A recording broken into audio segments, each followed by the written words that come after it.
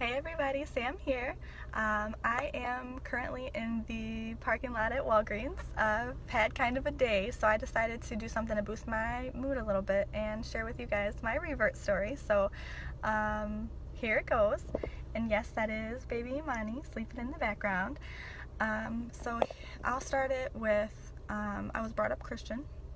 We weren't like super practicing, we celebrated Christmas, but that's more of an American culture thing at this point. Everybody celebrates Christmas. That's not like Muslim or Jewish. I think even like atheists celebrate Christmas. But anyways, so yeah, I was brought up Christian. I've had a lot of different experiences in my life, some really good and some really bad, and that influenced my choices as a teenager. I was pretty wild. I rebelled in a lot of different ways. You know what I'm saying? I was super into self-medicating. I smoked a lot of weed coming up, as a teenager.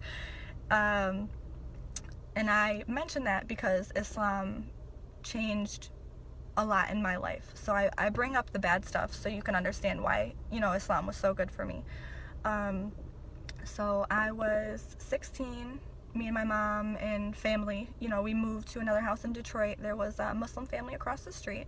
And before then, keep in mind, I cannot tell you a time where I had personally interacted with a Muslim. And if I did, they were probably non-Arab and men, because I can tell you I'd never knowingly looked at a woman in a scarf even. You know what I'm saying? So my perception of the religion was, they're all Arabs. That's usually what kids think about Muslims, and they hate Americans, and that's pretty much the knowledge that I had. They prayed 5 times a day. I learned that in school, but that was it, as far as world religion studies or whatever. But yeah, so my knowledge in Islam was not little, but completely misinformed. So yeah, meeting them was like an awakening, you know what I'm saying? So seeing these people that are so sweet, and the daughter didn't wear a scarf, but the mom did, and the dad was super religious. He fasted outside of Ramadan, so like it was nice to see the difference in what I thought versus the reality. And then going forward, I had met someone who, I remember my first interaction was talking about a Marilyn Monroe tattoo that I wanted to get on my back, and he was like, but why though? That's really dumb. So he just instilled in me to basically think before you act, simple stuff. He also, over the time, okay, so first of all, I'm talking about my husband. Everybody knows that I've been married for basically a decade at this point, and before I go further into details, I want to make something very clear with you all. I am not Muslim because I wanted to marry my husband. I am Muslim because Islam is what's right for me in my heart. And regardless of my relationship with him, I would still be Muslim. So please do not accuse me of faking my religion for a man, because it's very common and I'm aware of that, but I'm surely not the case. Anyways, so we met, and we would argue about a lot of things. Mostly I was wrong, because a lot of things that my side of the argument would just be stupid, immature, kids wanting to get their way type of stuff. So, we would talk about religion, and he taught me a lot. And at first, the idea of hijab was like, why do I have to cover? I didn't understand, why do I have to do something and you don't? And first of all, I was wrong, because men have to cover too.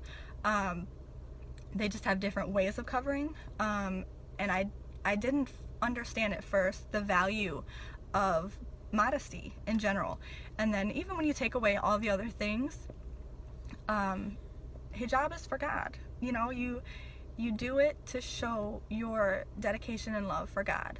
That's just like the basics of it. So when I understood that, or when he explained that to me, it was such a beautiful thing. And the more I learned about Islam, the more I kind of decided that I needed it, because Islam is not just a religion. It's a way of life. It's every aspect of your life. Eating with your right hand and not your left. Saying Bismillah before you take a bite. There are a lot of parts of Islam that is a positive influence in different aspects of your life. And I saw that learning it.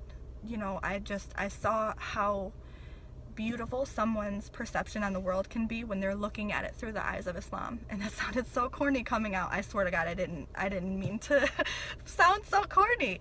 But oh, I'm being loud. Sorry, baby. But yeah, so we were friends, and we would talk about religion and, you know, our lives and what we want to do with our lives, you know, growing up and stuff like that. And, you know, I decided that I wanted to be Muslim. And through this time, at the time, I did go through a point of confusion. I don't know, because I was trying to figure out, you know, I was 16, 17, I was young. We don't think clearly when we're teenagers. So I was struggling with understanding my own feelings of whether or not I loved Islam or if I loved my husband, or both. You know what I'm saying? I was trying to figure out if I was doing this like 100% for me, or if I was being, you know, the typical teenage girl, just trying to make her, you know, this guy that she liked, like her back. You know what I'm saying? And it was a tough time for me. But when I can't tell you for certain the moment, but there was a moment, and I just, like, I needed Islam, but I needed him too. You know what I'm saying? Like, it was like a package deal, kind of. Like, I knew I could be Muslim on my own because I feel it in my heart, and I believe, you know, the teachings of Islam. But he just brings it out on me. He makes me try harder to be a better Muslim. You know what I'm saying? Like, you just wake up in the morning and I need to pray. You know what I'm saying? Like, he's that person for me. So I love him for so many different reasons and ways. You know what I mean? And this did not, I didn't intend to have this be about my husband at all, but he really did save my life. And I say that all the time, and my mom kind of laughs, and she says it a little bit too. But I'm gonna stop actually, because I think I'm gonna cry. But I love being Muslim, and I love the community and the family that I've joined, and I love that my babies are gonna grow up to be Muslims that just, well, obviously they're Muslim now, but just knowing that they have that makes me so happy. So again, please do not ever assume that I am the type of woman that wears a scarf because she got married to a Muslim, because that's not the case. Us ladies over here, we love Islam. So yeah, that's my story, and I love you all, and I appreciate you listening. And if you have time, press the like button and share, please, so we can get more people involved in our little family we got going here. And if you have anything you want me to talk about, you know, put it in the comment section, and I will talk to you guys soon. Bye.